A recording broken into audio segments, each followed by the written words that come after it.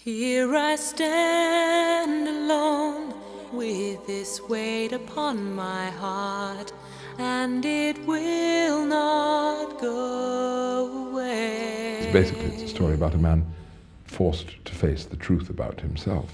In my head I keep on looking back, right back to the start, wondering what it was that made you change. It's really a story, isn't it, about him beginning to use his imagination to understand and to see what it is to be other in the world, you know, to have nothing, and then to connect to it, not to walk on the other side of the road and leave it behind, but to make a difference to it, to change it. Well, I tried, but I had to draw the line, and still this question keeps on spinning in Say something, my damn you! mind. Belle was Ebenezer Scrooge's greatest love of his life. What if I had never let you go? And it didn't work out between the two of them, which is, in this story, the reason why he has become so bitter and twisted and Scrooge-like. I release you. I break off our engagement. I don't want you to regret your choice, Ebenezer. She was very calm and very, oh, Ebenezer, like that. A bit like that. Dear Ebenezer, it has been many years since I saw you. No. Dear Ebenezer, the last time we saw each other, it was not a happy time. No. I wanted it to be slightly different in tone and character to, I think, a lot of the things that I'm often seen to be doing. Usually I'm playing these kind of feisty, strong women, and she's very, very soft and quite grown up, very much an adult, and just really kind of passionate and calm. So I had to calm myself down a bit. And all I would want to do is dream of you, Ebenezer. When I read scripts, I think, you know, now, is this going to change me in some way? And am I going to really enjoy it? That's always a big factor for me. And whenever I read a script and I go, well, I could never play that part, that's absolutely the reason why I should be going for it, because, you know, it'll be the stretch that, you know, I sometimes really enjoy.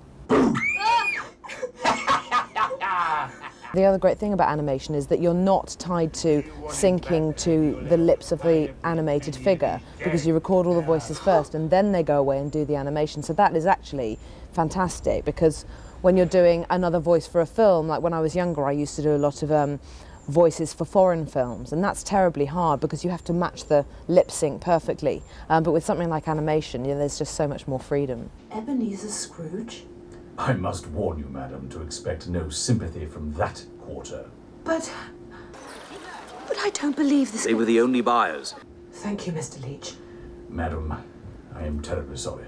Well, it does just mean that you can turn up to work with no makeup on at all, having just jumped out of the shower, and that is marvellous. And you can stand there all day in bare feet.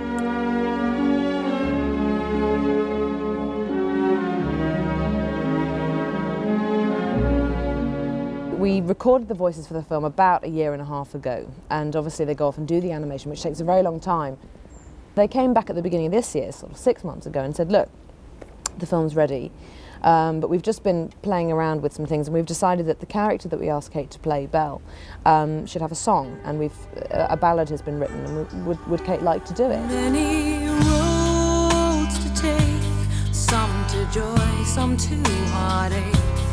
Anyone can lose their way. I said, look, you know, I can sing a bit, but, you know, I'm not a singer, and I'm perfectly happy to give it a go. You know, it'd be fun, why not? And if you just think it's rubbish, you know, just get somebody else to do it, and I really don't mind. So I went in and did the song, and had a great time working with Steve Mack, who wrote and produced it, and it seemed to work. Do you think how it would have been sometime? And they said, look, you know, we would like to release this as a single. And I just said, forget it, no way, you know, that's not why I said I'd do it. Definitely not.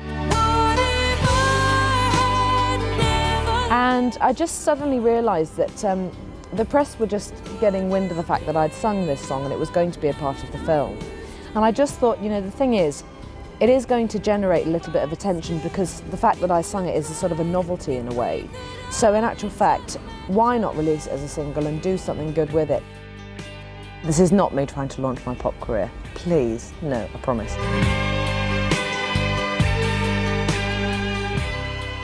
It's a song about lost love, and it's going to reach out to a lot of people, I think, just because it's one of those good old weepies. It's just, you know, what if I'd never let you go, how different things could have been, and what if I'd stayed, and if you changed, we could have made it work. And so it's a lot of things that I think are very resonant to a lot of people. It's kind of uplifting as well, and it's a big sort of, it starts off very, very soft, and then it gets big and kind of boomy and quite passionate at the end. So I'm giving it my all.